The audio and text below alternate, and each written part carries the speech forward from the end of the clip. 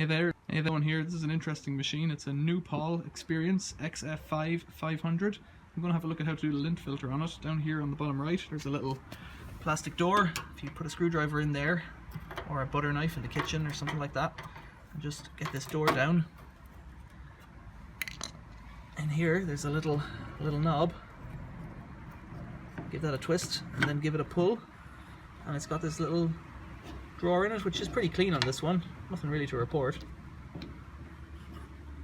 It's just it's tightened. The rubber seal is tightened up once you screw in that knob there. So push it back in and just tighten it up.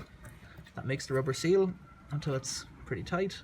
And if it's leaking from here, it's probably just not tight enough. Give it a tighten, and that's it. It might actually be possible just to open it like this. Yeah, you can just about push it in with your hand there.